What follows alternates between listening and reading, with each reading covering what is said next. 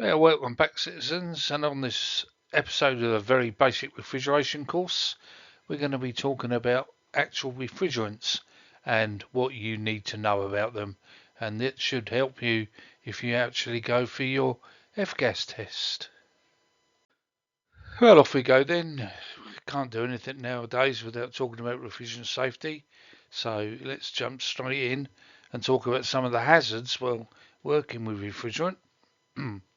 First one on the list is cold burns. Obviously, if it comes in contact with your skin, it can cause frostbite, and you should wear leather gloves or adequate protection. If long prolonged contact with the liquid or gas is anticipated, insulated gloves constructed of PVA, neoprene, butyl rubber, something like that should be used, and any contaminated clothing should be promptly removed and washed before reuse. Now, eye protection. For normal eye protection, safety glasses are pretty good. Whereas if there's a reasonable probability that you might get some liquid in your eyes, you should wear chemical safety goggles. Now, these goggles are of unvented type, unlike the normal ones you'd use for grinding. If you do get it in your eye, immediately flush the eyes thoroughly with water for 15 minutes. And in the case of any frostbite, uh, spray with water or immersive water for 15 minutes, apply a sterile dressing, and obtain medical assistance. Asphyxiation in high concentrations. It may cause asphyxiation. Symptoms include loss of mobility, consciousness. The victim might not be aware of asphyxiation. So remove the victim to an uncontaminated area, wearing self-contained breathing apparatus to keep yourself protected, keep the victim warm and rested, call a doctor, and apply artificial respiration if the breathing has stopped.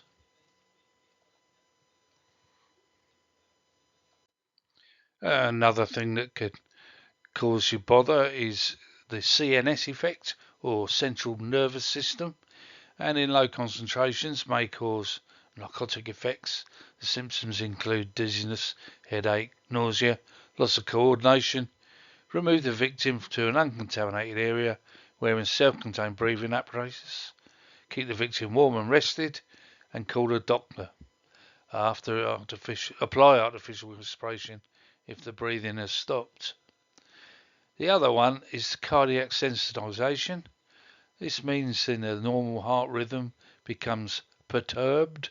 For example, when high concentrations of some halogenated hydrocarbon vapors are inhaled for a short time in combination with situation causing high internal adrenaline levels, stress, the resulting cardiac arrhythmias may be fatal. Again, remove the victim to an uncontaminated area wearing self-contained breathing apparatus, keep him warm and rested, and call a doctor. So, why F-gas?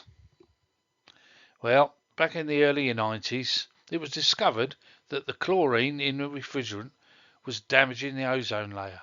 It's commonly R11, 12, 22, etc. These refrigerants were subsequently banned as ozone depleting substances, ODS, under an act called the Montreal Protocol. Now, you see, I've underlined that because you really need to remember the Montreal Protocol. After that, it was discovered that certain refrigerants that were there to replace them had a detrimental impact on global warming. Now, this was regulated under the Kyoto Protocol, and restrictions were put in place of their usage. Now, I tend to remember Kyoto as CO2. Kyoto, CO2. I don't know if that'll help you, but that's how I differentiate between the Montreal and the Kyoto Protocol. The restrictions put in place on their usage are as follows. These refrigerants were then designated as having a global warming potential, or GWP. This now dictates their usage and leak test regularity, calculated in metric tons of CO2 equivalent released into the atmosphere. For an example, 1 kilogram of R404A released into the atmosphere has the same effect on the atmosphere as 3,922 metric tons of CO2 being released. On a global warming scale, it's called the greenhouse effect. Right, so let's now have a look at the overview of refrigerant types. Starting off way back in the days of yore, CFCs, chlorofluorocarbons, R11, 12, 22, 500, 501.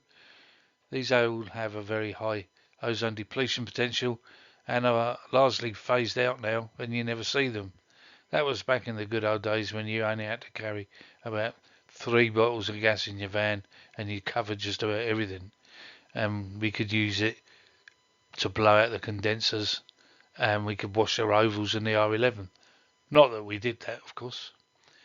So to replace them, they brought out HCFCs, hydrochlorofluorocarbons, R22, 123, but notice they've still got chloro within the makeup, and they're transitional gases trying to reduce the amount of chlorine that's being released, and they're pretty much now phased out due to environmental regulations again. Then they changed over to HFCs, hydrofluorocarbons, i.e. 134A, 404, etc. Now, these do not deplete the ozone, but have a very high global warming potential. And now they're moving on to HFOs, hydrofluoroolefins, however you want to pronounce that, because I haven't got a clue. R32, 45B, etc. These are newer ones. They have a very low GWP alternative and designed to be more environmental friendly, but some are mildly flammable. Here we go on to my favourite group of all, the natural refrigerants, the 700 series. Ammonia, R717, widely used in industry, highly efficient but toxic, has no global warming potential. To be honest, it's my favourite gas. Then we got carbon dioxide, 744, increasingly popular for its very low environmental impact. It's a GWP of 1, but as the downfall if you're working with very high pressures. Then we come on to hydrocarbons like propane, isobutane, etc. These are very efficient and have a very low GWP, but are very flammable.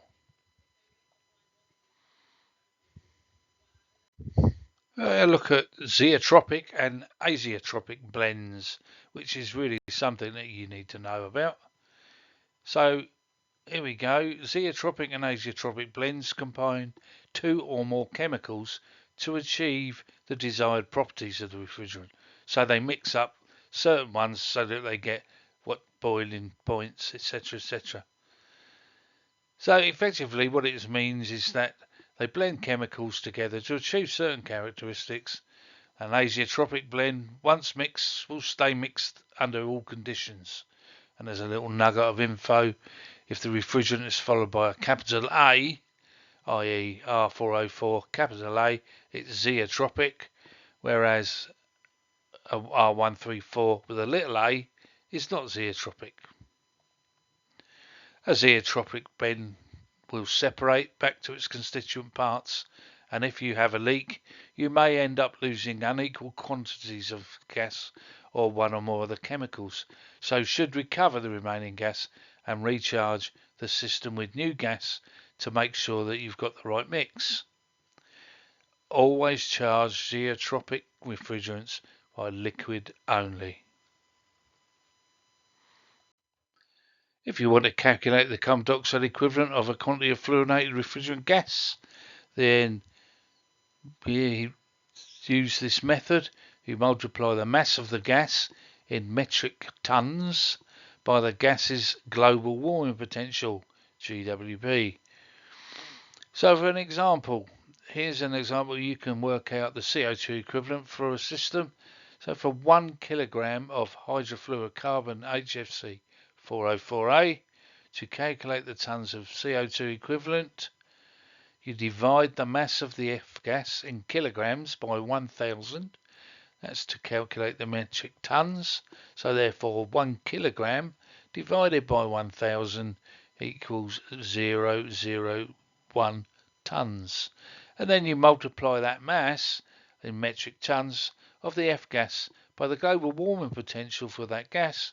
So in this instance we've got 0.001 tons times 3,922, which is the GWP for that gas, and that equals then 3,922 tons of CO2 for 1 kilogram of gas. It's pretty scary stuff. Therefore, 100 kilograms of 404A is equal to 392,200 tons of CO2 equivalent. It's something to think about. So if we now have a look at the leach test frequencies, if we look at a plant that has an equivalent of amount of CO2 tons, less than 50 tons but more than 5 tons, for example, this example is 404A 1.3 kilograms, example 410A 2.4, it's at least every 12 months. So yearly, annually is what you do. And then if you look at less than 500 tons but more than 50 tons, it's every 6 months. And then above 500 tons or more, you have to check every 3 months, but it must also have a fixed detection system. Now we'll have a look at refrigerant flammability and toxicity. Starting on the top left corner, you can see it starts at highly flammable and then works its way down to flammable, hardly flammable, and non-flammable. And looking at the top in A3, this is propane. Obviously, propane is highly flammable. And then any A2 series gases are flammable. Any A2L are mildly flammable. And any A1 systems are non-flammable. Now on the toxicity level, you start the other way. You look at the bottom right corner, a B1 gas is very low toxicity. B2L is slightly toxic, and that's basically what they class ammonia as. So B2 would be very toxic, and B3, fortunately, there's no refrigerant that falls into this category. So when you're looking at a gas, you want to look at the A number and the B number so you know exactly what you're dealing with. Well, that about concludes this lesson. I hope you find it useful. Please subscribe to be kept updated when I upload the next video. I'm currently working on one that's coming up soon on pressure testing and vacuuming. And if you want to drop any comments and let me know if there's anything you want to cover, and I'll see what I can do to assist. So, happy fridging.